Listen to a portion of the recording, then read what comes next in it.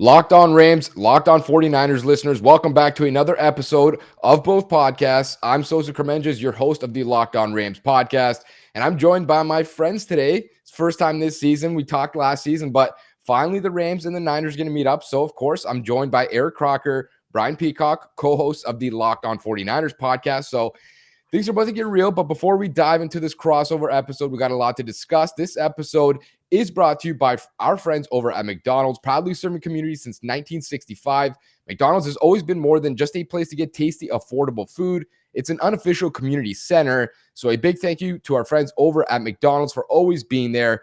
But fellas, now we got a big game coming up here, right? Two teams not really on similar paths, but there's been a lot of discussion. Of course, the NFC West, arguably the best division in football. I think, all three of us could agree that probably is right now. So you look at the Rams right now, sitting at 7-2, coming off of a tough loss against the Tennessee Titans on Sunday Night Football. And then on the other side of the coin, you're looking at the 49ers, kind of a weird season in transition here, right? Sitting at 3-5, don't really know what's going on with the quarterback position. So I'll kick it over to you guys first. And I think there's probably a lot more questions on your guys' side of the table here.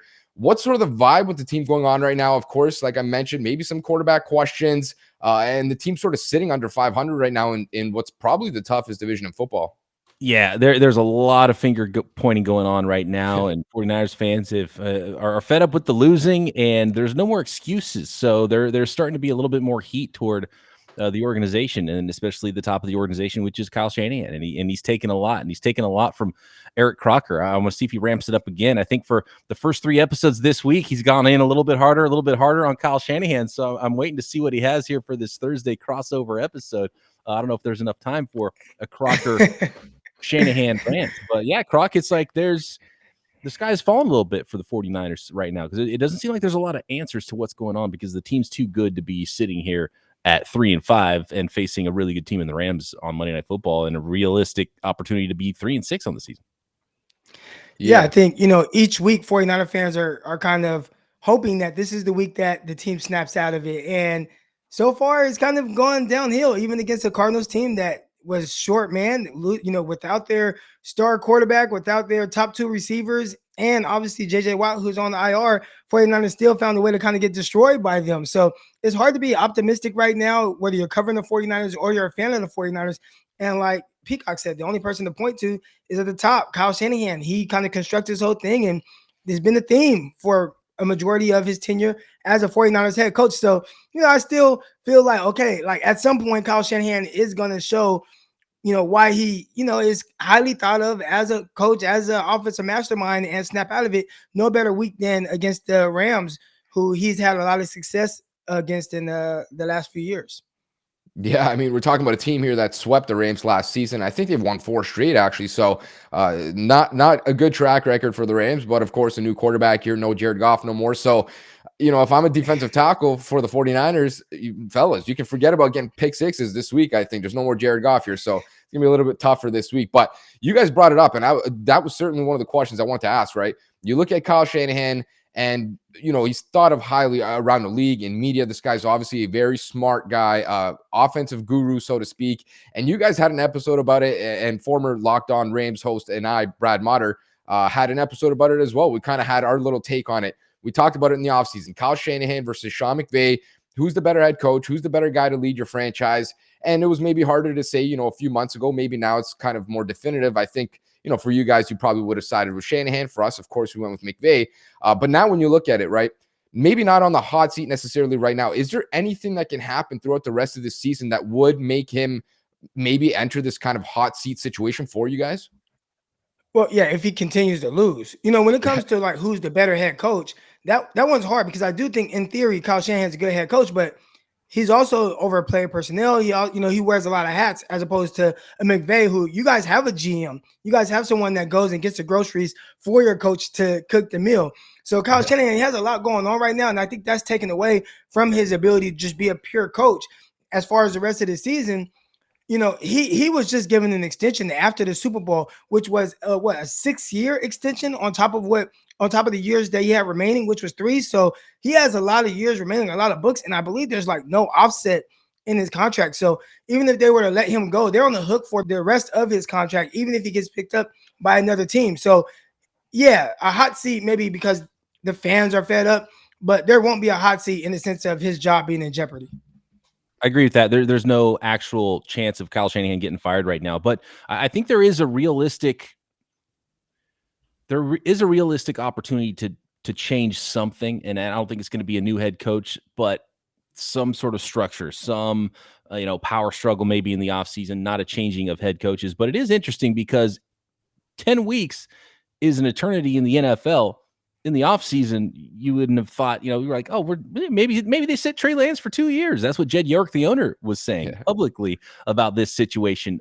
He doesn't have 2 years. Like, Kyle Shanahan doesn't have that long. You lose as much as he's lost in his career as head coach for the 49ers, 4 out of 5 years. And in year 5 now with his roster and his, cooking up of that roster, it should be a lot better, and there's going to have to be some answers for it. And next year at this time, whether it's Lance or whoever, if they don't have awesome quarterback play and are playing really good, if the 49ers have a losing record this time next year, that seat should be scorching for Kyle Shanahan. But right now, not so much.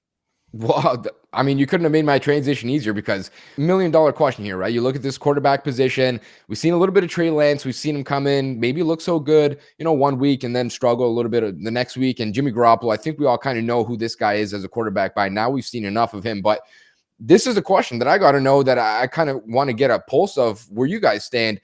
What is going on with the quarterback position right now? What is expected, not just this week, but in the next 4 weeks and to finish out this season? Are you guys, on the let's keep going with the veteran train here with Jimmy Garoppolo, or, is it time to see what Trey Lance has coming up here as a rookie?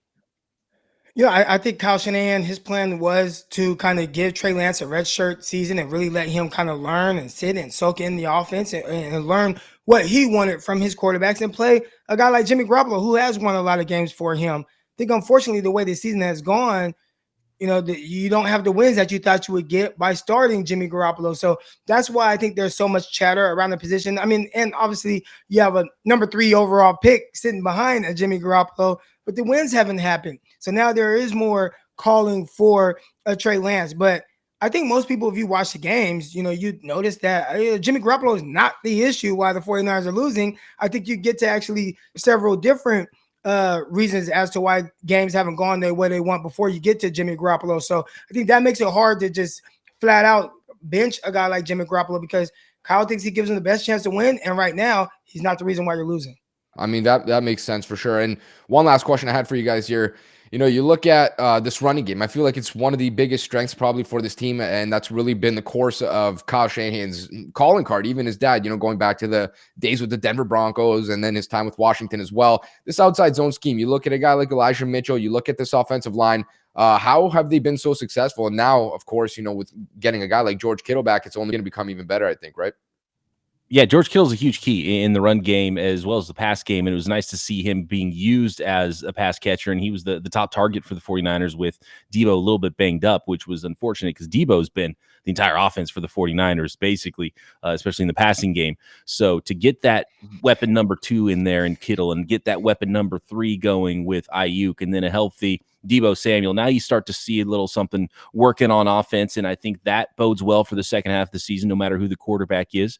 And it's going to be Jimmy for one more week. I think the next week after this might be where it would be a really good opportunity to go to Trey Lance if they want to do that against the Jacksonville Jaguars. See a couple rookies out there in Jacksonville for the 49ers. But when it comes to the running game, I mean, it's the same old Shanahan running game. We thought they were going to sort of do a little bit more gap stuff, a little bit more of a power running scheme with the drafting of a bigger guard, Aaron Banks, in the second round, and then moving up to get Trey Sermon in the draft, a bigger running back. We thought, okay, Trey Lance, Trey Sermon, Aaron Banks, I can kind of see where this is going. They want to be bullies a little bit more on offense, and they want to run a little bit more of a power running game. But that hasn't been the case. It's been the same old stuff. They've worked a little bit more off of some things that they have to, traps and other things to make up for teams that are scheming against that outside zone and really overplaying the outside. And I think they had talked about, okay, wow, teams are really going to sell out against that. We've got to have some other things that we can do. And I think Elijah Mitchell's done a great job, and it was a nice find by the 49ers in the 6th round. And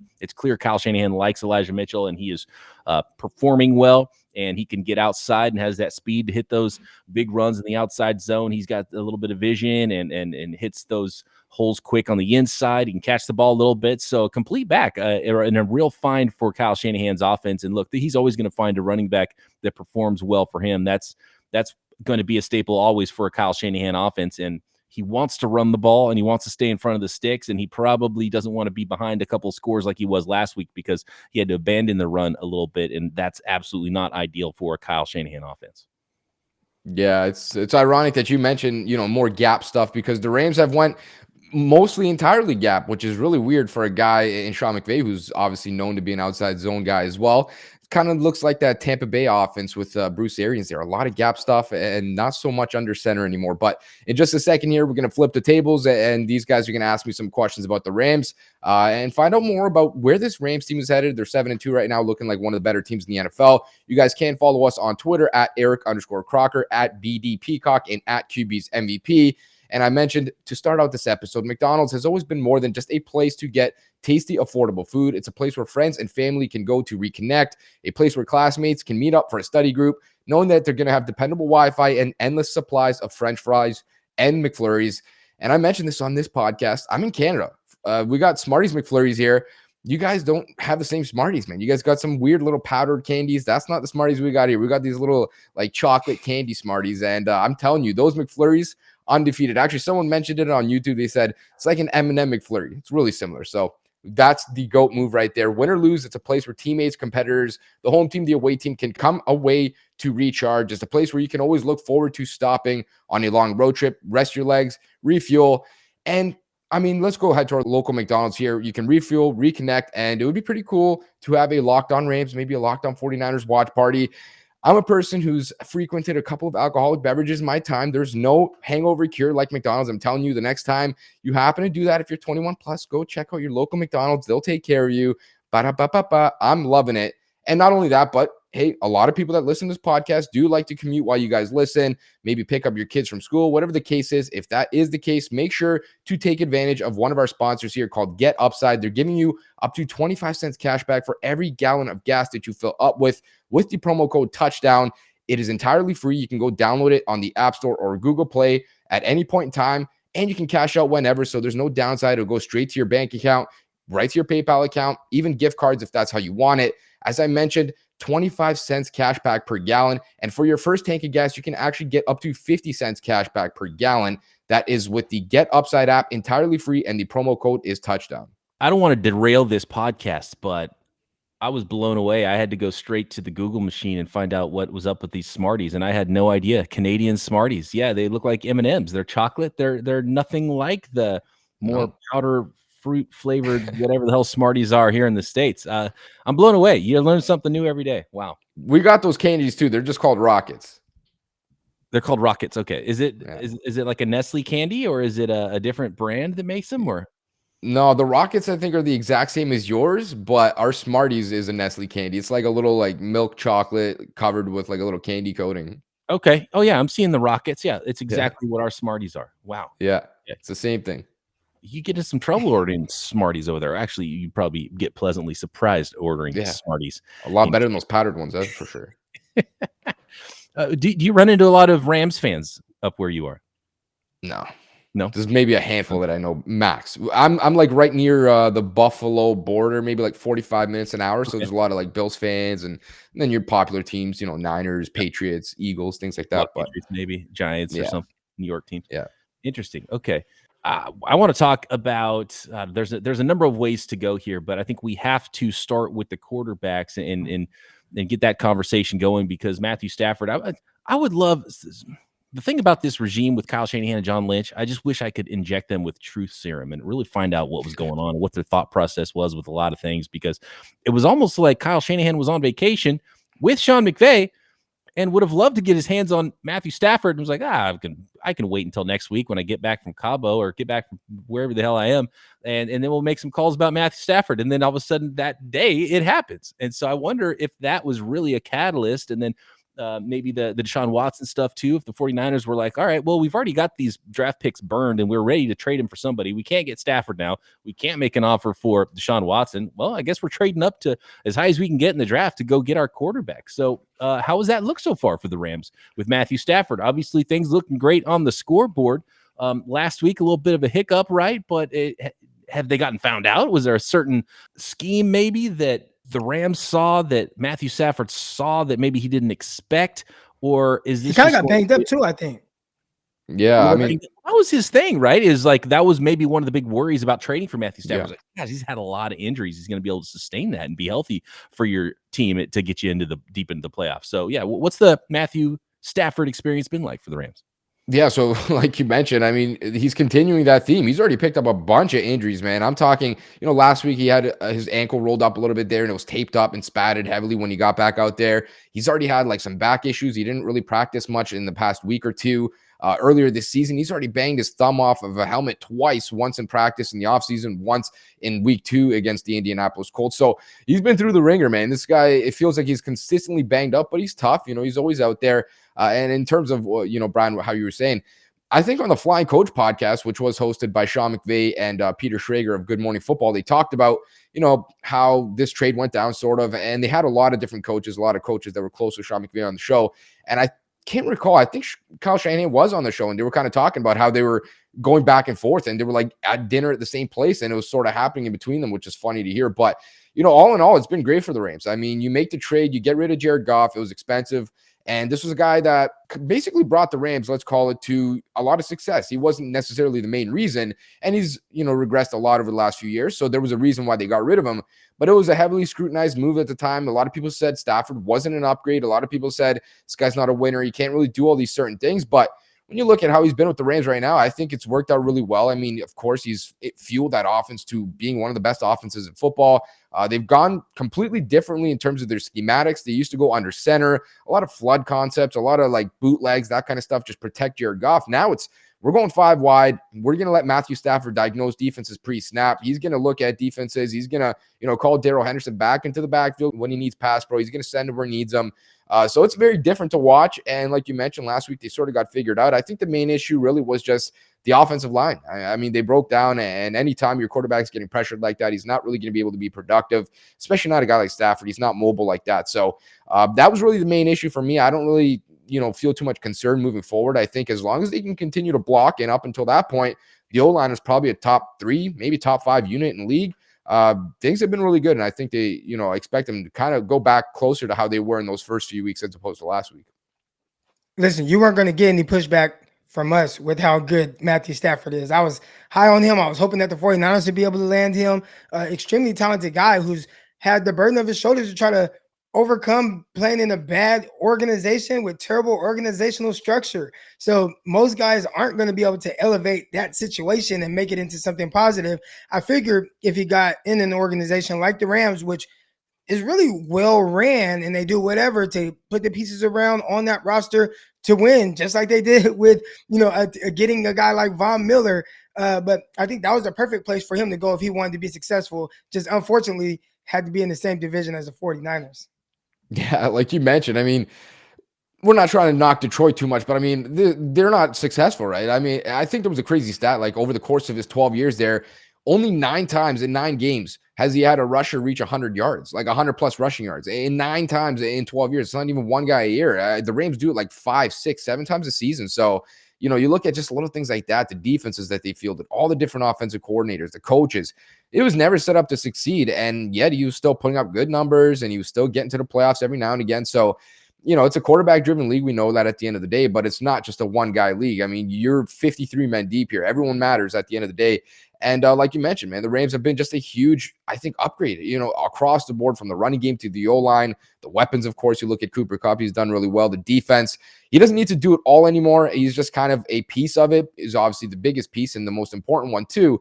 But I think that's really what's allowed him just to be so comfortable and transition quickly, is just knowing that you don't have to be that superhero every time. You can actually get, defensive help one game, or a rushing attack one game, or, something else to go your way.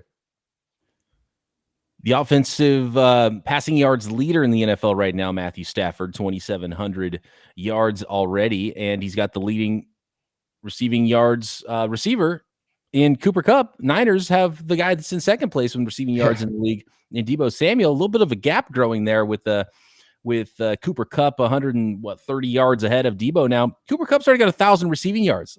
I mean, we're halfway through the season. That's a 2,000 yard pace. This is crazy what's going on with Cooper Kupp. Has he taken another step, or is it more just all about upgrading quarterback for him? I think it's a little bit of both, mostly upgrading the quarterback though. Remind me, did you guys have a bye week yet? I think you did, right? Yes. Yeah. The 49ers have had a bye. So maybe there's a little bit less than, that big gap there because the Rams have yet to have one. But you're talking about a guy right now that is just uncoverable. I mean, his route running is just top notch. He knows how to create separation. He's always been this guy, right? There's never really been too big of a difference. I think the biggest difference is just how he's being deployed. They went from last year throwing these like 3-yard, 5-yard, 6-yard passes to him, screen passes, all this boring type of usage with Jared Goff because that's just what he was limited to. And now you have Stafford, who's going to push the ball downfield more than any other quarterback in the NFL or as much as any other quarterback. And so they're utilizing him all across the field. You're going to see him line up outside of the numbers. You're going to see him line up in the slot, attached to a tackle, and essentially as a tight end, even in the backfield. I mean, this guy's coming out of the backfield and catching passes. You see back in week 2 against the Colts, he came out of the backfield, ran a seam route, just right up the seam and caught a touchdown. Like, the Rams are finding a way to utilize this guy, and there's just a clear connection between he and Stafford. I don't really know how they got so much chemistry so quickly. It feels like they've been playing together for years. But yeah, there's just a lot of chemistry there. They know where they're going to be from both sides of that connection there. And they've just been really, really productive. So I don't think it's been too much of a difference in player. It's still Cooper Kupp. I feel like it's been the same guy for the most part. Just mostly the usage and, of course, the quarterback as well. I do have a question, not on the offensive side of the ball, but on defense. Jalen Ramsey, it seems like he kind of has like a new role in defense. I know everybody uses the popular term star defender, but essentially he's playing more of a nickel role. So what have you seen from that? How has that changed with his usage on the outside? Is he still kind of following guys around? What new, I guess, has he presented any new challenges for opposing offenses? Yeah, so like you mentioned, this star position is just so overused. I mean, it's a Nick Saban creation. It's essentially nickel. That's what he's doing. They just want him around the ball more often. And it makes sense to a degree, right? He's going to be in that slot position where you can kind of come off and blitz off the edge there a little bit. You can get involved in tackles. And we know this guy is just an incredible player. I mean, he is the best cornerback in football for my money. I don't care what anyone says. No Jair Alexander. These guys are great. But Jalen Ramsey's different, man. He's big. He's strong. He's physical. He's fast. He's got great ball skills. He's got great coverage skills. He can do everything. I mean, you see the way he breaks down screens now, his IQ, like he's so fast in the way he diagnoses things. So really, I think moving him inside has really just been one key to utilizing him a little bit more. Receivers are traveling into the slot a little bit more now, so it kind of helps there. But at the same time, I feel like Raheem Morris is still trying to figure it out. And to some degree, it's almost been not necessarily a downgrade, but I miss the days of last year where he would just travel with a receiver one and it would just cancel him out. That to me is the most useful way you can use a cornerback. That's why you're paying this guy $24-25 million a year. And that's like the best use case that he has for you is like wipe out this wide receiver, just make him in non-existent essentially. But now they're blitzing him a lot. And I feel like, if you're going to blitz somebody, just blitz another corner. Anybody can occupy an offensive lineman or come in on a blitz and force a quarterback to throw the ball faster. You want this guy in coverage. That's where he's the best. But, at the same time, it is interesting to see how he can line up outside on the boundary one snap. The next snap, he's lined up in the slot. As of right now, he's not following receivers. They've tried to use him in different roles. He's coming off the edge there to blitz. He's playing a little bit of zone there underneath. He's playing some man coverage as well. Traveling outside, traveling inside. I feel like, they're still sort of trying to figure it out now. Darius Williams just returned to the lineup last week. He was on short-term IR, and now they kind of trying to figure out who's their third cornerback. Is it Dante Dion? Is it fourth-round rookie Robert Rochelle? Is it David Long? Is it somebody else? They've had a weird rotation at cornerback kind of all season. So, it's I feel like really up in the air right now how they're going to go about it moving forward. Last game, they traveled and they like rotated. Robert Rochelle was playing on the boundary with Ramsey early downs, and then second and third downs, Darius Williams would go out there, sometimes in the slot, sometimes Ramsey, sometimes Dante Dion. So, it's really questionable as to what trio they're going to go with. But in terms of Ramsey, I mean, he's the same old player, great player. He's got great ball skills. I just feel like, they're still trying to figure out how to use him because, this is Raheem Morris's first year with the team as a D coordinator. Yeah, big opportunity for those 49ers wide receivers is going to be Ramsey on Deebo a lot, Ayuk, or maybe we might see him a little bit on George Kittle if he's a little bit nearer to the line of scrimmage, a little bit nearer to the slot. So that is absolutely a fun matchup. I have one more question, and it's not even as much of a question as it is a statement about the Rams defense as it pertains to this game with the 49ers. But first, I want to tell the listeners about betonline.ag. Back and better than ever, a new web interface for the start of the basketball season with more props, more odds, and more lines than ever before. BetOnline remains your number one spot for all the basketball and football action this season. And if it floats your boat, got to give up 4 points for those Rams. Monday Night Football on the road. Not sure if that's enough points. We'll get to those predictions here in a moment with Sosa and Crocky. Head over to betonline.ag, updated desktop or mobile website, and sign up today. Receive your 50% welcome bonus on your first deposit. Just use promo code Locked On to receive that bonus. Not only football, but basketball, baseball. That season is over, but you've got baseball futures if that's what you're looking for. NHL, boxing, UFC, and your favorite Vegas casino game. So don't wait.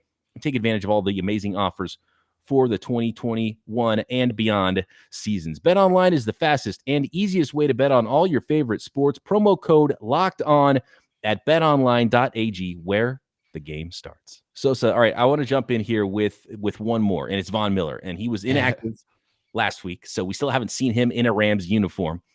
I would be frightened if it was Mike McGlinchey out there at right tackle against Von Miller. McGlinchey just placed on IR today. He's got a torn quad. Tom Compton is much, much worse than Mike McGlinchey for all of Mike McGlinchey's struggles and some fans that really want to kill McGlinchey. I do not like that matchup of Von Miller versus Tom Compton. If it's not Tom Compton, it's probably going to be rookie fifth rounder Jalen Moore out there at right tackle. So I'm hoping you're going to tell me that Von Miller is going to be inactive again for Monday night. Yeah, we might have bad news on that front. It seems like they might have held him out sort of precautionary last week. I think it was, half the ankle and half of this guy just got traded here. He's trying to get settled in with the defense. He doesn't even know the game plan. He doesn't know the playbook. He doesn't know anything, right? He doesn't even know the players, how they're going to kind of stunt off each other and all that different stuff. So I think he's going to go. I hope he goes. He's going to get that extra day, obviously, with it being on Monday Night Football. So, trying to hold this guy back, I don't think is going to be easy for the Rams. I mean, he's Von Miller. This guy's a special player, and you're adding him to Aaron Donald, which is just going to be crazy. I can't wait to see it. It's going to be a joy for any football fan to watch, maybe outside of 49ers fans, especially on Monday night, because don't nobody want to see their quarterback back there with those two getting ready. But that could be one of the areas that the Rams do have an advantage. So I'll kick it over to you guys now. We got, some matchups maybe to watch. Is there anything that you guys have circled? And ultimately, do you guys have any score predictions for this contest? Oh, I guess I'll go first here. I don't like this at all. I will easily give up those 4 points for the Rams. I don't think it's nearly enough points for what we've seen from this Rams team that is coming in 7-2. I know they lost last week, which will probably just add a little bit more to what they're going to bring to the table, a little bit more juice against this 49ers team. Prime time is always fun. I know Shanahan has McVay's number, but I think this is too much with the way Stafford's playing, all the weapons that are on the offensive side of the ball. When you bring Von Miller and Aaron Donald every down against the 49ers offensive line now that's starting to get a little bit banged up. And look, you can go an entire game if you're the Rams and not have to have Von Miller or Aaron Donald go up against the 49ers best player, which is Trent Williams. So you can really dial up winners if you are the Rams defense. And then obviously you can sort of take away the biggest weapons with Jalen Ramsey on the back end. And, there's a lot of other good depth and good players too on the Rams roster, and they're just playing well. So I don't like the way the 49ers are playing at all. I have no confidence in what's going on with the 49ers. And oddly enough, it's not even so much Jimmy Garoppolo and the quarterback situation right now. He's had 300 yards passing the last 2 weeks and hasn't been the problem really. And he was not great to start the season, but he hasn't been the problem recently. It's just been the overall vibe of the team. And it was the defense that was killed last week. So I don't think it even matters if you put a target on one specific player's back in the 49ers secondary. They're too banged up. I don't have a good feeling for anybody in the secondary to really do a good job covering those guys all game long. So I expect it to be a long night in prime time. And at 3-6, the 49ers make the switch to the rookie quarterback in Trey Lance. That is my prediction for this weekend. This is the weekend it all falls apart and all plans go out the window. Croc, what do you see? I feel it's tough because I just can't. Again, I have more faith in Kyle Shanahan, even though I've talked bad about him this week. But I just can't fathom him just losing every game that he has an opportunity to win, or if there's like just a little resistance. And but I'm still gonna go with the Rams, even with the points. I just think right now they're playing better football. I know what happened last week, but it's tough. You know, when I look at the Rams and them coming off of a loss, and I was listening to Peacock and him say, you know, they might be upset, they might be angry at how they played and they wanted to get together. And the vibe I'm getting from the 49ers right now is that, like, they don't care that they've lost. Like I feel like there's nobody that just wants to fight back at this situation right now. You know, each week the wins that they've had is okay. The Lions, the Eagles, the Chicago Bears. Everybody's beating those teams. But anytime the 49ers play a team that could present a problem, they've kind of tucked their tails a little bit. And I think that's kind of an issue with me, and I'm seeing a trend here. So I don't know who's going to get upset with how the 49ers have been playing. I think that, like, it starts at the top, and Kyle Shanahan, to me, every time I see him talk to the media, doesn't come off as that person. But McVay seems like a person that, you know, he instills that personality in the Rams with how they're going to play. And I'm going to take that over what I'm getting from the 49ers right now. So fans aren't going to want to hear this, and I hope I'm wrong. Again, we have seen this team beat up on the Rams even when they were down and out. But right now, I'm getting an even different vibe than what I've seen from before from this team. Yeah, flat. The 49ers have been flat, and the Rams do not have that problem right now. And that's the big thing for me. And I know, Sosa, you probably see it the same way. Are we 3 for 3 here picking the Rams in this one on Monday Night Football? Yeah, we are. We got to be. I mean, like you guys mentioned, man, the Rams are coming off a tough loss, and I think it's just unfortunate for the 49ers right now because, you know, had they won, maybe I would have felt differently, but I just can't see this team really bowing out right now. I think they're going to really be pissed off with how they played last week. I think they're going to come out hot, man. I think they're going to really want to rebound from that performance. You got back-to-back Monday night and Sunday night primetime type of games. The Rams are, yeah, they're trying to get to a Super Bowl. They're trying to get to the playoffs, win the NFC West, all that good stuff, but you're also talking about, you know, offensive player of the year, maybe in Cooper Kupp, maybe MVP in Matthew Stafford. Like, I think they're really going to take this personally. They're really going to try to get everyone propped up. And so, you know, I just think they're just severely outmatched right now, the 49ers. I really like the Rams talent. I really like this team. I think they got a lot of juice, and I just don't know how the 49ers can be able to stop them when you struggle against a guy like Colt McCoy last week. I mean, that worries me. And you're talking about, you know, missing the top 2 receivers, losing their top running back in the first quarter early in the game. Like, that offense was beat up and somehow still won. So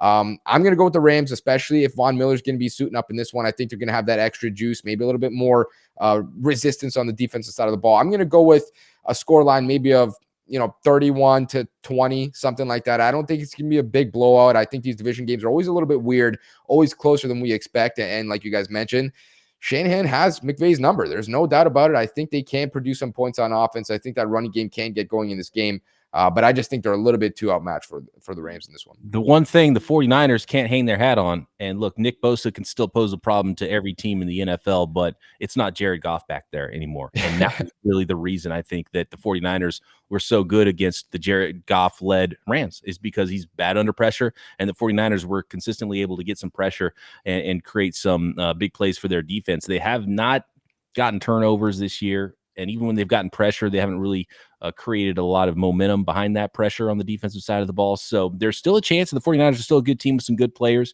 and they can still win up front. And if they can make some plays on the offensive side of the ball and force the Rams defense to miss some tackles and run the football, they can still do the things they need to do to win this game. I just haven't seen it yet. I haven't seen the 49ers beat a good team, and I'm not going to believe it until I actually see them beat a good team. So we'll see what happens Monday night. It's going to be a fun one. Yeah. I think that's the biggest difference here. No Jared Goff. So it is going to be a little bit of an adjustment period as well for the 49ers trying to figure out this new offense. And it really is different with Matthew Stafford back there. But that's going to do it for this crossover episode. Rams fans, Niners fans, thank you so much for tuning in. Make sure to keep tuning in at Locked On Rams and Locked On Niners throughout the rest of this week. And going into next week when we recap these games, which is a little bit weird. I was going to say Monday recap, but it's going to be a Tuesday recap. Of course, this is a Monday night game. So make sure to tune into that. You guys can follow us on Twitter at QB's MEP, at BD Peacock, and at Eric_Crocker. And that's going to do it for this episode. Thank you guys so much for joining me.